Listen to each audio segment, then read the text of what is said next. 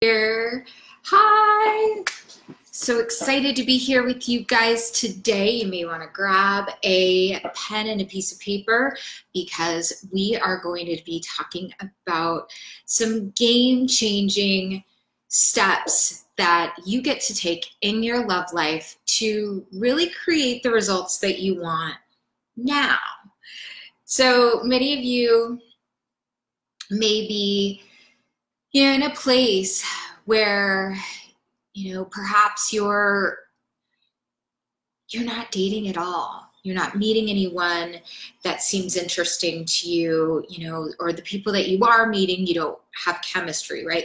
I'm basically saying the same thing. The other thing that might be happening is you are making a lot of connections, yet many of them don't go anywhere, or something feels promising, and right as soon as you get started, it seems like poof, they disappear, or it doesn't really get off the ground.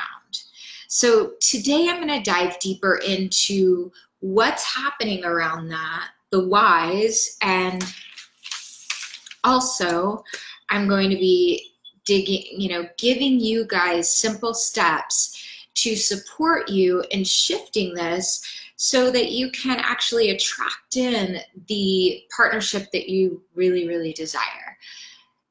Again, if you don't know who I am, my name is Cindy Olin. I'm a love and relationship expert.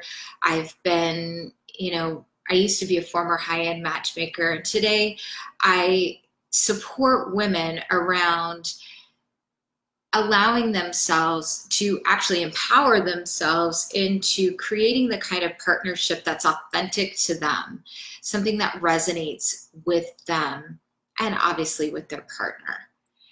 I'm excited to share this with you today, share all of this awesome information. First off, I have a quick story to share that prompted me to open up to you guys about how to really create a shift in your love life. I was talking to one of my clients yesterday, and we're actually really great friends. We're in the same business mastermind as well. And she was sharing some things that she was supporting her clients around. And I had a kind of like a light bulb moment. And I said, wait a second, it's the same thing when it comes to dating and opening yourself up to relationships. And we were actually walking through the steps that I supported her around when she had, gone through a painful divorce, got into another relationship, and then, now, and that ended, and then, becoming really clear on what her values are, not wavering on those values. So that's really important. I talk a lot about vision and your values and also your lifestyle. Really being honest about who you are, what your lifestyle is like, and being unapologetic about that, and making sure that the person that you end up connecting with is in alignment with your vision. Of course, they're not exactly like you. That would be boring, right? Really allowing yourself the ability to create a connection with someone that's aligned with your vision instead of putting that square peg in a round hole. And I talk about that often because, well, go back to this piece, but what we were talking about is, what often stands in the way of really creating what you want in every area of your life. Because I believe the way you do one thing is the way you do all things. So if your love life isn't where you want it to be, there's a consistency all over your life. There may be a lack in many areas of your life, and there may not be in some that aren't your path, aren't your cross to bear, so to speak. And you know, it's been my experience, you know, my clients that work with me, many of them end up, you know, getting promotions. Things start really shifting quickly in their lives as they start elevating into a different vibrational space, a different space of opening themselves up to invite in the kind of partnership that they deeply desire, instead of settling for something that isn't really in alignment. So anyways, I could go on deeper about this story, but I want to get to the point at hand and some of the things that her and I discussed that I couldn't wait to share with you guys today. So if you're not meeting people that you're feeling really connected to, chances are there's at least one thing happening. You're not making enough connections.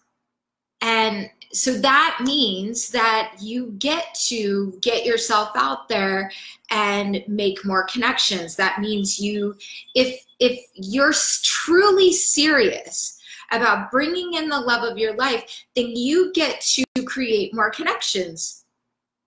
And online's an easy way to do so. Many people meet online. Or you go out to events. I highly recommend coupling those things together, going to events, also making sure that you're meeting people online. And you might say, well, yeah, but Cindy, I get online and I'm not attracting the kind of men that I'm interested in. I'm not, I might connect with people and it doesn't move from online to offline. So that's a separate thing. That's something that, I recommend working with a coach on, myself or someone that really resonates with you, because that can be easily shifted. It's, and this is something that I spoke about, the one thing you can do it if you're struggling with that piece, then this is the one time when you're actually online, moving to offline. This is the one time I suggest a woman leads, because of the Me Too movement. There's just, men are a little bit confused, if you haven't noticed out there. And I'm not saying anything negative about you guys, men.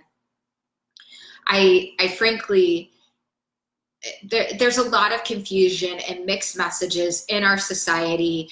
It can be difficult for a man to know what to do. So when you're moving from online to offline, simply say, hey, I find it easier to see if there's more of a connection by meeting in person. Let me know if you're up for a quick coffee sometime soon. And shifting it into a meeting, and definitely talk on the phone real quick so that you're doing a quick selection, self-selection. You're making sure that, okay, you guys can at least put, create a little bit of conversation on the phone, move it offline, and start meeting people. Also be open when you're in public. Smile, say hi to people. Oftentimes what I experience with women is, because we fear for our safety, it's a natural thing that women have, because, we're typically smaller than men. We think about our safety often. Actually, it's on the back of our mind all the time. Well, I hope that person doesn't do this. I remember I had pulled up to the gas station the other day, and I felt really weird about the people in the car next to me. And I was gonna jump out of the car and run inside and pay for the gas and leave my son in the back. And I thought, I can't do that. I'm gonna leave. And, it was just one of those things that, if I don't feel safe, and we intuitively feel that way, or we're intuitively checking around in life, because that's just the way women are built. So let me take that a step further. You are probably putting a bubble around yourself to not open yourself to really create authentic connections out there in the world. Smiling, saying hi, complimenting people, as coffee shops are great, striking up conversations, just because that will enable you to, create connections without being attached to the outcome, which creates that energy of bringing it towards you. So that's number one. Number two, thanks for the offer to meet for coffee. Number two is, so that's the open-minded piece.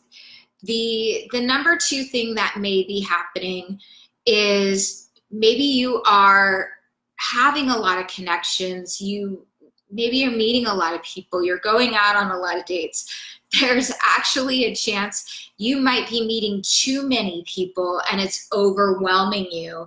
Therefore, you're not actually present with the person in front of you. So that's, congratulations if that's what's happening for you. That's awesome. And you get to then hone in on, what do I want? What am I looking to create here? And how can I